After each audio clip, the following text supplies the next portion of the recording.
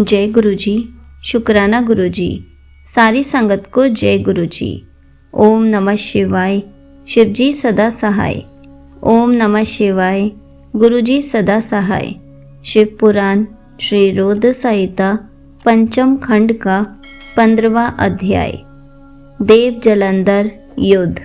सनत कुमार जी बोले, हे महर्षि, एक दिन की बात है।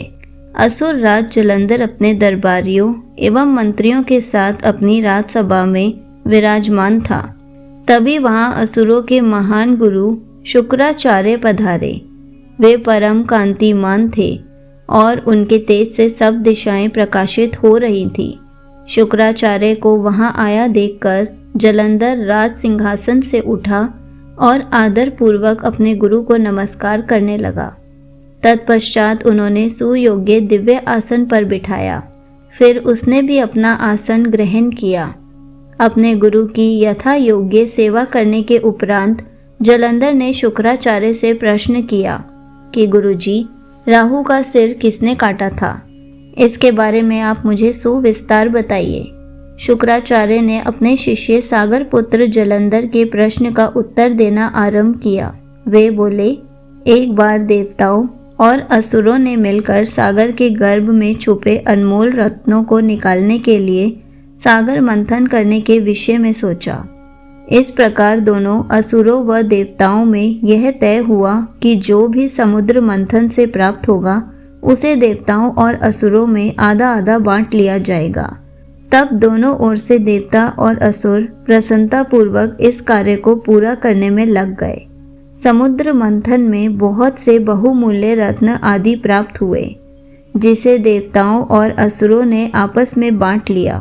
परंतु जब समुद्र मंथन द्वारा अमृत का कलश निकला तो राहु ने देवता का रूप धरकर अमृत पी लिया, यह जानते ही कि राहु ने अमृत पी लिया है। देवताओं के पक्षधर भगवान विष्णु ने राहु का सिर अपने सुदर्शन चक्र से काट दिया। यह सब उन्होंने देवराज इंद्र के बहकावे में आकर किया था।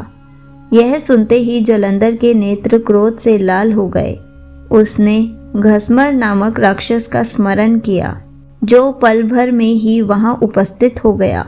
जलंधर ने पूरा वृतांत घसमर को बताते हुए इंद्र को बंदी बनाकर लाने का आदेश दे दिया। घसमर जलंधर का वीर और पराक्रमी दूत था। वह आज्ञा पाते ही इंद्रदेव को लाने के लिए वहां से चला गया। देवराज इंद्र की सभा में पहुंचकर जलंधर के दूत ने अपने स्वामी का संदेश इंद्र को सुना दिया। वह बोला कि तुमने मेरे स्वामी जलंधर के पिता समुद्र देव का मंथन करके उनके सभी रत्नों को ले लिया है। तुम वह सभी रत्न लेकर और अपने अधीनस्थों के साथ मेरे स्वामी की शरण में चलो। घसमर के वचन सुनकर देवराज इंद्र अत्यंत क्रोधित हो गए और बोले कि उस सागर से मुझसे डरकर अपने अंदर सभी रत्नों को छुपा लिया था।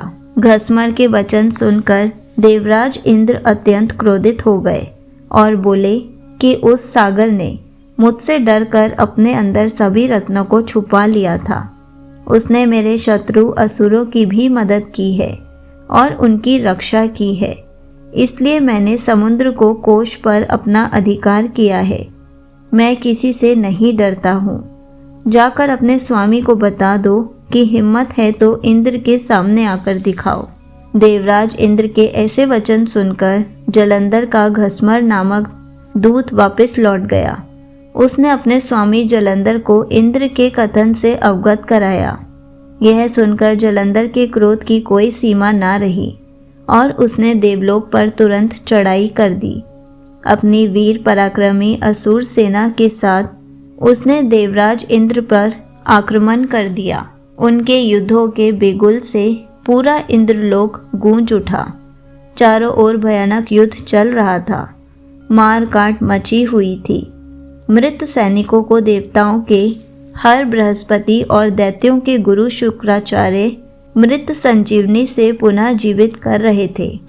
जब किसी भी प्रकार से उन्हें युद्ध में विजय नहीं मिल रही थी तो जलंधर ने अपने गुरु शुक्राचार्य से प्रश्न किया कि हे गुरुदेव, मैं राज युद्ध में देवताओं के अनेक सैनिकों को मार गिराता हूँ, फिर भी देवसेना किसी भी तरह कम नहीं हो रही है।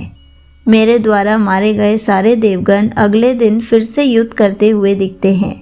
गुरुदेव, मृतों को जीवन देने वाली विद्या तो आपके पास है, फिर देवता कैसे जीवित हो जाते हैं? तब शुक्राचार्य ने जलंधर को बताया कि द्रोणगिरी पर्वत पर अनमोल औषधि है जो देवताओं की रक्षा कर रही है। यदि तुम उन्हें हराना चाहते हो तो द्रोणगिरी को उखाड़कर समुद्र में फेंक दो। अपने गुरु शुक्राचार्य की आज्ञा लेकर जलंधर द्रोण पर्वत की ओर चल दिया। वहां पहुंचकर उसने अपनी महापराक्रमी भुजाओं से द्रोण पर्वत को उठाकर समुद्र में फेंक दिया और पुनः जाकर देवसेना से युद्ध करने लगा।